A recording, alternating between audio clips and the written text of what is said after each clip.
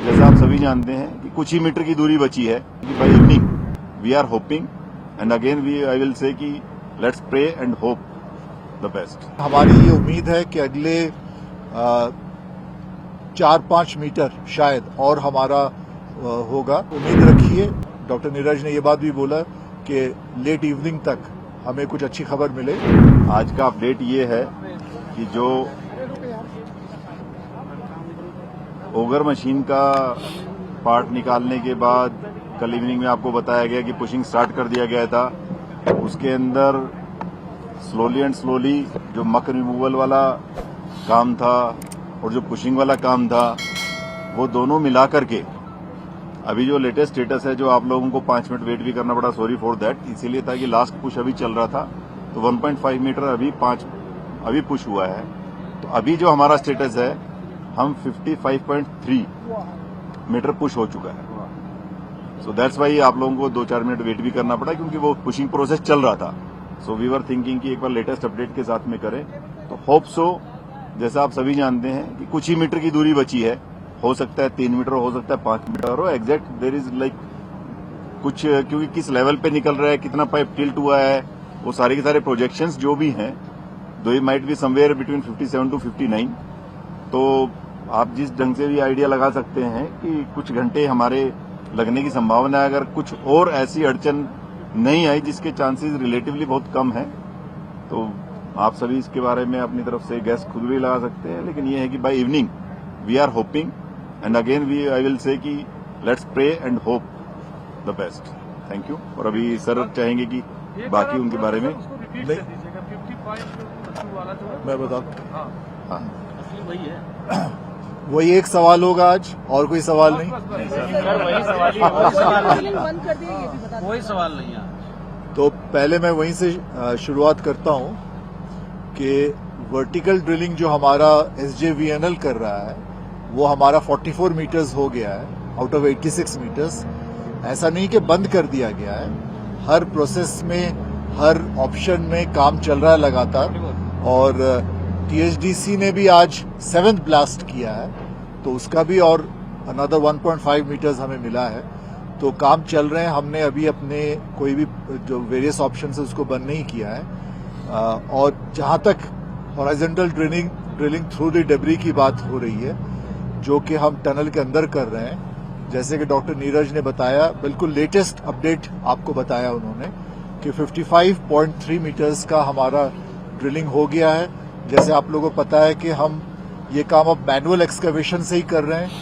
Manual excavation होता है, फिर डीमकिंग उसका करते हैं हम, और उसके बाद पाइप पुश किया जाता है, नई पाइप के लिए फिर वेल्डिंग किया जाता है। ये सब में समय लगते हैं। तो लेकिन हमारी ये उम्मीद है कि अगले 4-5 मीटर शायद और हमारा होगा। बिल्कुल अंदाज बिल्कुल एग्जैक्टली कोई नहीं बता सकता, लेकिन हमारा जो अंदाज है यही है कि 5-6 मीटर और लगेगा। अब हम थोड़े छोटे छोटे लेंथ के पाइप हम पुशिंग कर रहे हैं। तो उम्मीद रखिए। डॉक्टर नीरज ने ये बात भी बोला कि लेट इवनिंग तक हमें कुछ अच्छी खबर मिले, और सबकी प्रार्थना बिल्कुल आपकी जारी रहे, उससे बहुत फायदा होता है। कल के लिए आपसे ये गाड़ी बुक कर लें। सर एक सवाल है, तो वो तो आप कभी भी कर सकते हैं। प्रोसेस में समझा देते कि जब पाइप पुश हो जाएगा और कंप्लीट हो जाएगा, ब्रेक थ्रू मिल जाएगा, उसके बाद का क्या स्टेप बाय स्टेप प्रोसेस होगा?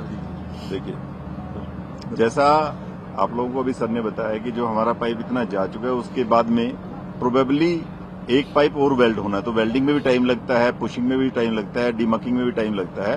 सो दीज 3-4 प्रोसेस आर देयर।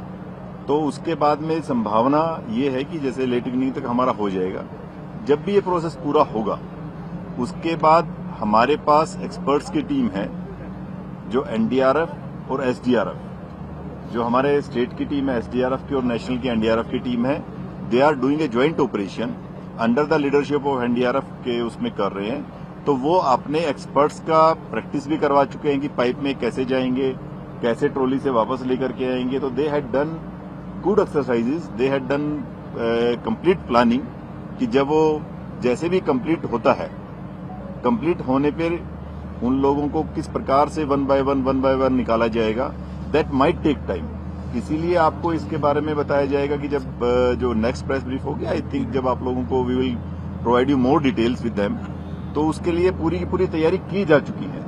एक एक माइन्यूट डिटेल जो काम करने वाली टीम है उनके साथ वो डिस्कस कर चुके हैं। उसके अंदर भी एक्सीजेंसी प्लान्स तैयार हैं। जैसे अगर होता है तो the team is completely ready, क्योंकि किसी भी डिजास्टर में कभी at any point of time it can't be said कि now it is over, like this thing is over, this thing is over.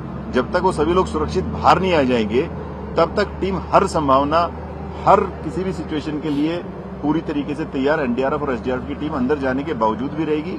पहले वो लोग जाएंगे, फिर उन सभी लोगों को सुरक्षित बाहर निकाला जाएगा। उसके बाद में जो टीम के लोग होंगे, वो लोग जो हमारे एक्सपर्ट्स हैं एनडीआरएफ एसडीआरएफ के, वो लोग बाद में बाहर आएंगे। Thank you. अंदर जाके पहले जो एनडीआरएफ की टीम होगी वो पहले ब्रीफ करेगी उन मजदूरों को, क्या process? They have their own SOP actually. I don't want to just discuss in detail, क्योंकि उनकी अपनी एसओपी होती है। They are going by their SOPs. They had done good drills, जिसको ड्रिल्स कहते हैं कि ड्रिल अपनी उन्होंने प्रैक्टिस कर ली है।